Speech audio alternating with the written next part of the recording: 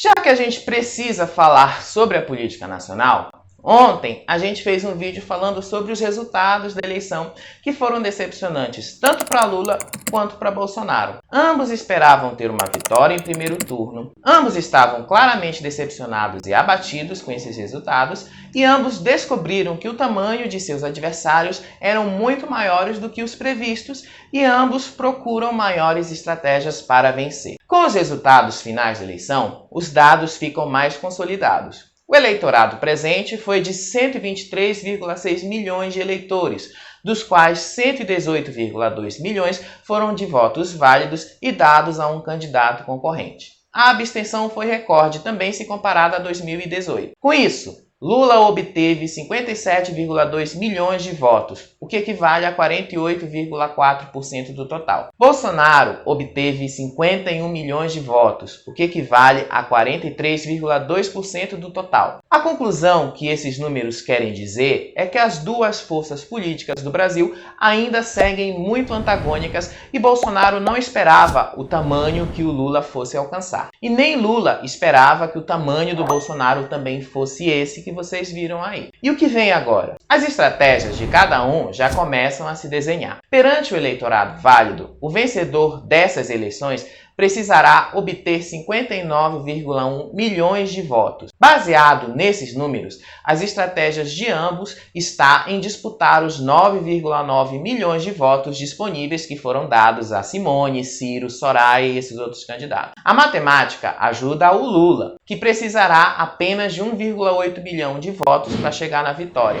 E isso a gente está considerando, partindo do princípio que eles não perderão os votos que eles já conquistaram até aqui. Mas as circunstâncias ajudam muito mais o presidente. Bolsonaro tende a recuperar os votos que foram de Soraya, Felipe Dávila e Kelmon, como também tende a recuperar os votos de direita que foram para Simone e para o Ciro. A matemática aponta que Bolsonaro precisará de 60% desses votos para chegar a um número mágico e vencer. Para isso, ele precisará de apoios certos e procurará medidas eleitoreiras que possam gerar um impacto positivo sobre a percepção do povo do governo. Uma dessas medidas tem sido antecipar os pagamentos do Auxílio Brasil. O cenário externo também pode ajudá-lo, caso o preço do petróleo diminua no exterior e seu impacto seja sentido por aqui nesse período da eleição também. A campanha do presidente vai partir para um ataque mais frontal a Lula e vai procurar aumentar a rejeição dele,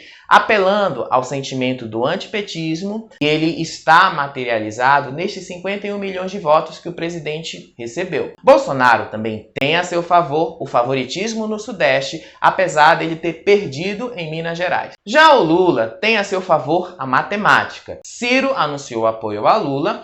E eu gravo esse vídeo para dizer que acompanho a decisão do meu partido, o PDT. Frente às circunstâncias, é a última saída. E o mesmo deve ser feito por Simone. Mas isso também não garante que os eleitores de ambos farão esse mesmo caminho em direção ao petista. A gente acredita que uma parte vai seguir, porque ainda que eles tenham sido um voto contra Lula, eles sempre pregaram um voto à democracia.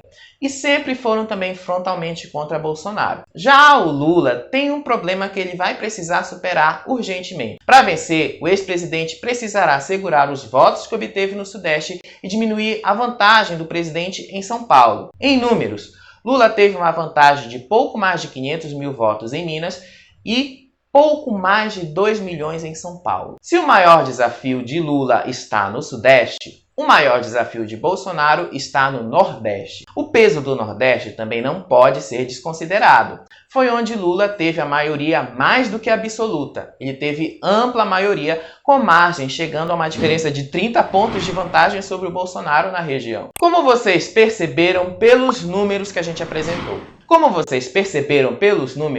Lula tem a vantagem numérica. Mas Bolsonaro tem a vantagem das circunstâncias que operam a seu favor. O que é que vai ser no dia 30? Não dá para a gente prever, porque a eleição não é uma ciência exata. O sentimento das pessoas conta muito nessa hora, e sem a gente ter uma pesquisa de intenção de votos confiável, não tem como a gente prever o movimento dos eleitores. Só no dia para saber. Essas eleições deixaram uma coisa bem clara para a gente. A política tradicional que comandou o Brasil até 2019 morreu de vez. Partidos tradicionais acabaram ou se fundiram a outro para criar bancadas maiores.